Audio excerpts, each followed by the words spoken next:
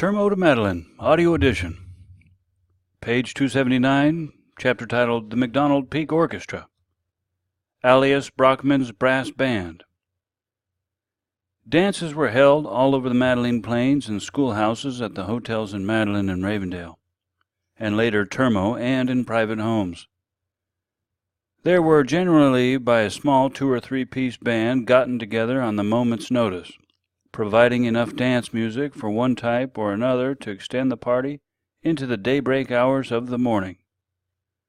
Like the telephone system, the influx of homesteaders brought about the organization of a top-notch brass band, which soon had a reputation for its excellence in both Lassen and Modoc counties.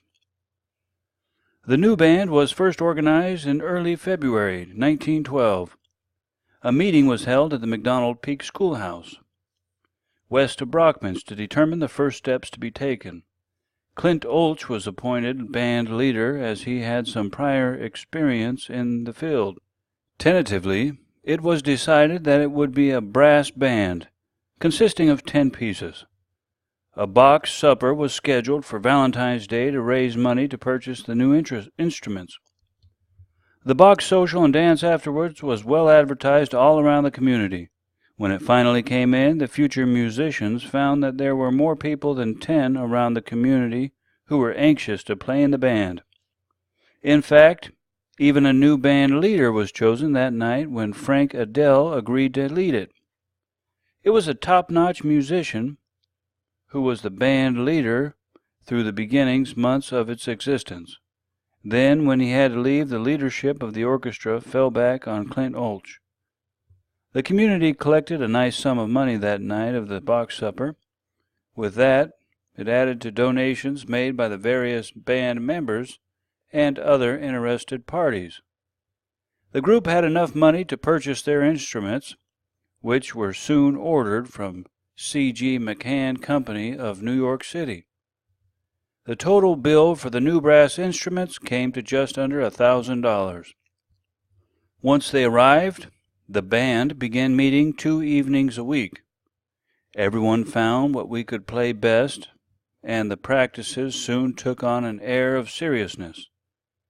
Following is the original organization of the McDonald Peak Orchestra. Frank Adele, leading player, cornet; Ed Hintz, a cornet; Ross Maurer, cornet; Brock Aker, cornet; Clarence Whittinger, cornet; Henry Shanks, alto; Emmett Brockman, alto; Julie Brockman, tenor; Grover Smith, tenor; Allery Smith, baritone; Clint Olch, bass tuba; D.E. Rogers, slide trombone; Bill Davidson, brass drum; and Harry Cornwell, snare drum. The 2 Brockman boys were the only members of the band who were not grown men. Julie was 11 years old, and Emmett was 9. Soon the band was playing for dances around the valley at the various schoolhouses and at the hotel in Madeline. After a year or so, the Madeline Hotel got a new bartender in the person of Buzz Jacobs. He understood music better than all the rest of the band put together. So once again, after several months, under the directorship of Clint Olch, the band found a new and highly proficient leader. Buzz Jacobs was an excellent instructor and brought the orchestra a long way forward. Soon they were playing for dances in Likely, Ravendale, and Alturas.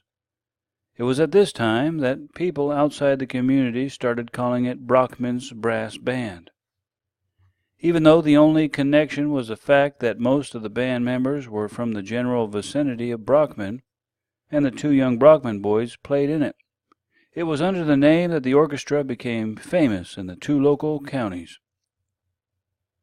There were some changes in the band as people came and left, but the Brockman Brass Band remained prominent throughout the Homestead era. Next chapter, titled Religious Services. Probably the first organized religious service to be held on the Madeline Plains took place in Madeline on Sunday, March 15th of 1903. At that time, a group of people in town got together and organized the Madeline Sunday School. Mrs. Newell Hall was elected superintendent, and thereafter services followed on a weekly basis.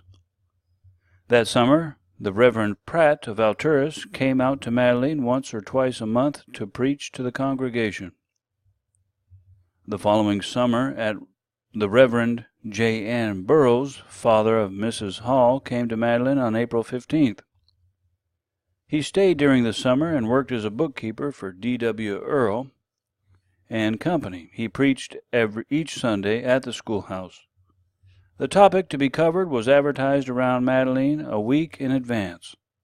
The largest congregation drawn came on Sunday, May 29th, 1904, at 3 p.m., when Reverend Burroughs' sermon was entitled, quote, "The Second Coming of Christ," unquote. Now, over the next 5 or 6 years, the Reverends Bandy and Cannon of Alturas and Reverend I.C. Creek of Likely managed to hold fairly regular church services in Madeline every summer. The services were always non-denominational, of course, and as the population of the area grew, the congregation swelled also. In fact, during the height of the homestead boom, it split into 2 congregations. What brought that about was the purchase of a piano for the Madeline School. H. J. Fitz, chairman of the school board, had organized a dramatic society which put on performances in Ayden, Beaver, Madeline, and Ravendale, earning enough money to buy a piano for the school. The money liberated for progressive of the religionists felt it was a godsend after all the years of listening to the old wheezy organ that had been in the schoolhouse since the first literary and dramatic society had bought it. It had seen some hard use and was not in the best shape, but the more hard-shelled the congregation felt the piano was the devil's instrument. So the 2 congregations began meeting separately. Now, by this time, Cliff McCarter had moved his family into town. He was the town handyman as well as bartender. He always cut hair on Sunday nights and early on Sunday morning, so everyone would be looking their best for church. The Paulsons, Lundgrens, Olsons, and others who came and left were Mormons. Even though they maintained their religion as best they could, they generally always attended the non-denominational church in Madeline. Every once in a while, though, Mormon missionaries would come by. The Mormon families around Madeline were always happy to see them. These young men, usually in their early 20s, were hard workers, earning their way as they went. They would stay with the Paulsons or Olsons for 2 or 3 weeks. The Lundgrens usually did not house them, as they had a small house which barely contained their own family. Then on Sundays or in the evenings they would hold meetings. Everyone around Madeline would attend the Mormon services as long as the missionaries were there. Down at Termo, where the population was much more sparse, there was really no organized religion of any kind until Hugh and Mary Ann Bryson came on the scene in 1917. Mrs. Bryson was a very religious person, and the fact that there was no church of any kind anywhere around was disturbing her. One Saturday she went around and invited all the neighbors to church the next day. At Sunday school, Mrs. Bryson taught the adults, and her oldest daughter Ella taught the children. Ella played the piano also, and Mrs. Bryson led the singing.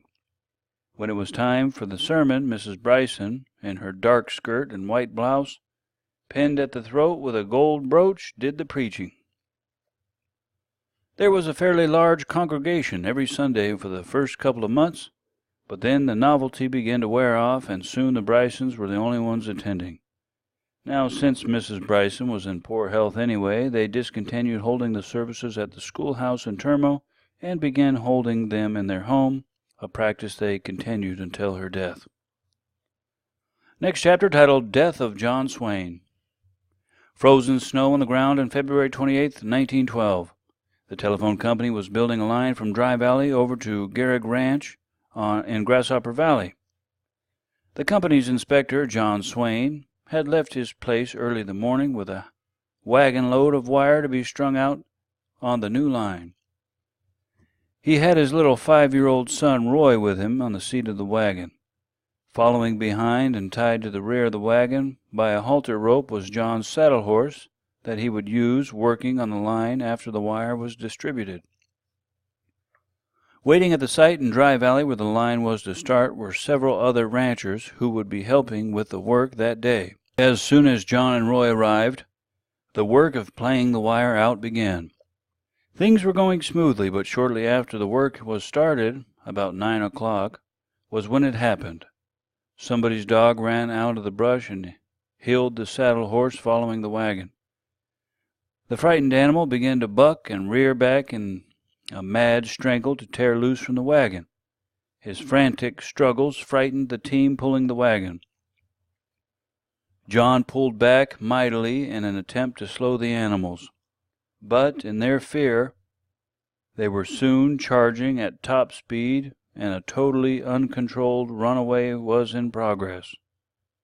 John's attention by that time had been drawn away from the stampeding horses to the safety of his small son. As he let the horses run, he gently tossed little Roy to the ground at what seemed to be a good spot in the blurry, rapidly speeding by countryside. When he sat back down deep in the seat and gave the reins all of his attention, but to no avail. The rough terrain under the wagon was going by at such a speed that when the wagon hit a bump, John was thrown out 10 feet in front of it. He had no more than smashed into the ground when the onrushing wagon ran over him, leaving him bleeding and unconscious on the ground. The horses made a sweeping turn out across Dry Valley and continued on in the same reckless and uncontrolled stampede until they were back home on the Swain Ranch, a mile and a half past Bailey Creek, tearing out 3 fences on the way. The other men working on the line in their attempts to catch up with the runaway came upon little Roy first, sitting crying in the dirt. He was dusty, but aside from a few bruises and scratches was unharmed. It was a different case when the workers came upon his father lying unconscious on the ground. It took them a full half-hour to bring him back to consciousness. As soon as he came to, he requested them to take him home, which they did. Back at the Swain Ranch, the new telephone system that John had been working so hard on was put to good use. Contact was made with Madeline, and Dr. Smith set out for Bailey Creek immediately at a long lope. He arrived at Swain's early in the afternoon, but found the injured man in dangerous condition. He was in a state of shock, suffering from fractured ribs, a punctured lung, and massive internal bleeding. There was little Dr. Smith could do except try to comfort Mr. Swain as best he could. The ordeal did not last long. By 4 o'clock, Mr. Swain was dead, and the community was in shock. Adela Swain was suddenly left with 4 sons between the ages of 5 and 13 to care for, and no husband to help her. Some time after Mr. Swain's body was taken to Susanville for burial, the family moved to Reno for a year or so, and Carl Martin of Dry Valley was left in charge of the ranch. On June 12, 1913, Mrs. Swain married Marvin Van, who was living with her sister's family, the George Mars, east of Ravendale. At that time, the family moved back into the ranch, where they were to stay for the next 15 years. Next chapter, titled The United Sugar Company. Now, it cannot be said that only the unwary, such as J. Noble Jones, or any of the myriad of homesteaders were the only ones taken in by fever of the homestead boom. On May 8, 1912, the man who by now had been acquainted with the Madeline Plains the longest, Elmer Van Loan, got caught up in an enormous scheme to raise sugar beets in Madeline.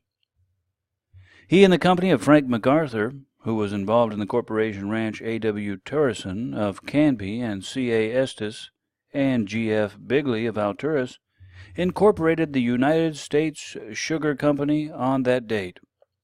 Their purpose was to build a sugar factory on the corporation ranch at Likely and raise thousands of acres of sugar beets, all the way from Canby south to Termo. And they planned to cultivate 20,000 acres of sugar beets on the corporation's land alone. The new factory was the cost between $750,000 to $1 million. The company was incorporated with $3 million of capital stock divided into 30,000 shares at $100 each. Everyone was looking with high anticipation toward the production of the Madeline beets. Sugar beets were there and already tested out between 18 and 25% saccharine matter. What everyone seemed to have overlooked was the fact that these high sugar content beets were far below normal in size and production per acre. Handsome returns and great success were expected. Considering the comprehensive scope of the financial backing of the organization, it was felt by most everyone that the proposition was safe and sure. But needless to say, it failed as miserably as the irrigation project. There was only one difference. The United Sugar Company never really got off the ground. No great amounts of money were spent on the organizers, and they never went broke, simply because they never went in hock. All right, next chapter, titled Madeline Meadows, Falling on Hard Times, page 285.